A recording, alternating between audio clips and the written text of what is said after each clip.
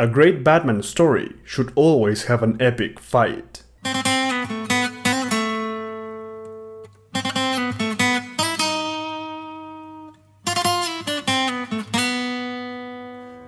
Welcome to the third year of the Bronze Bat, where we take a look at the history of Batman in the Bronze Age of comics.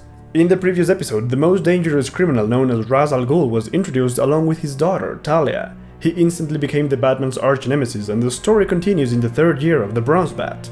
After Batman learned that Rage was actually evil, he decided to take him down for good. In order to do this, Batman faked Bruce Wayne's death because Rage knew his secret identity.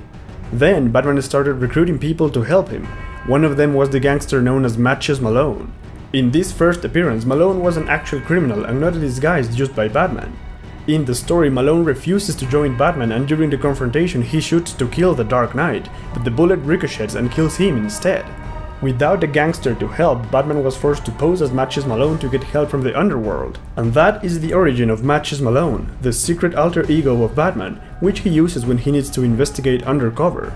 Posing as Malone, Batman recruits a scientist called Dr. Blaine and a martial artist, and the three of them travel to Switzerland where they expect to capture salGhul. However, they encounter Talia and Ubu first, and they are delayed by them. When they finally reach Rage's secret hideout on the mountains, Batman defeats Ubu, but Talia shows them the corpse of her father. Dr. Blaine confirms Rage's death, and Batman realizes that he has nothing else to do. However, while nobody is looking, Talia activates a secret button and then she hurries everyone out of the place. When everyone has left, the corpse of Rage is lowered by the machine into the green waters of the Lazarus Pit. Slowly, Rage descends into the strange waters, and after a few minutes, the machine brings him back to the surface, where the dead body starts to move. salGhul had returned to life, but his mind has been twisted.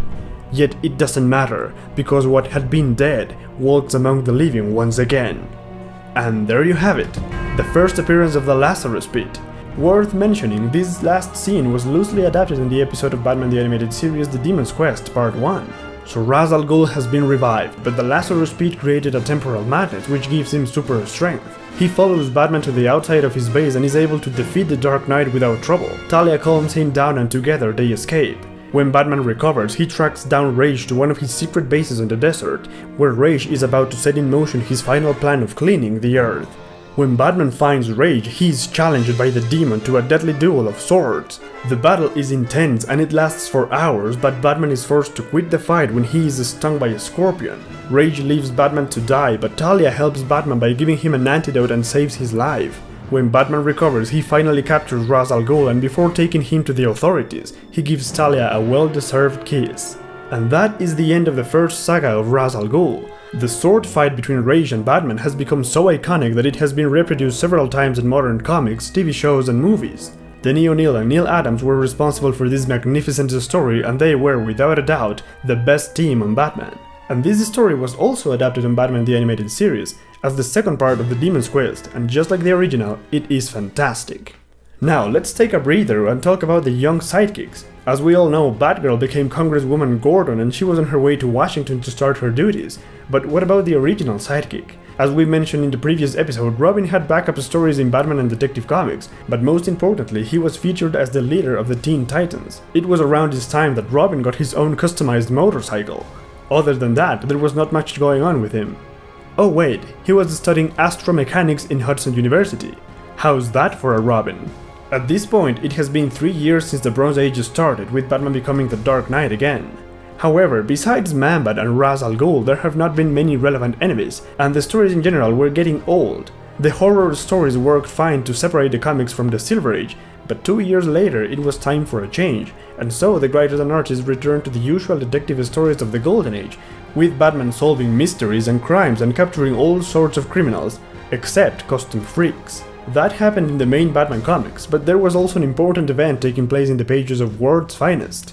In the previous episode, we learned how World's Finest became a Superman team-up book, with the Man of Steel working with different heroes. Now, around this time, the team behind World's Finest decided to bring back Batman and Superman together, but with an old idea from the Silver Age, the Super Sons. In World's Finest 215, Bruce Wayne Jr. and Clark Kent Jr. appear once again, but this time as teenagers with identity crisis and a rebellious nature. This was made to appeal to the young audiences of the 70s, and despite the stories being interesting, the whole idea was still plain and silly. Or maybe not, considering that the same Silver Age idea is back now in 2017.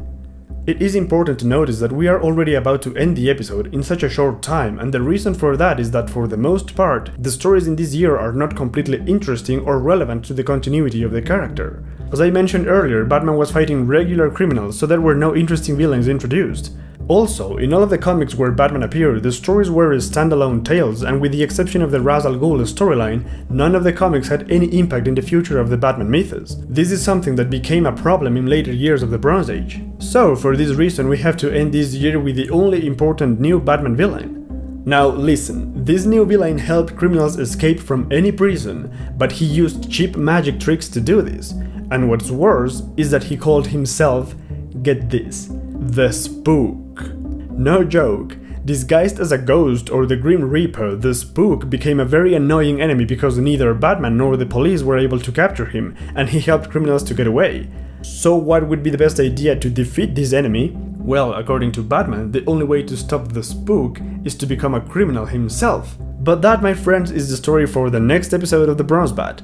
Until then, feel free to watch the previous episodes of the history of Batman, and subscribe for more stories about the Spook.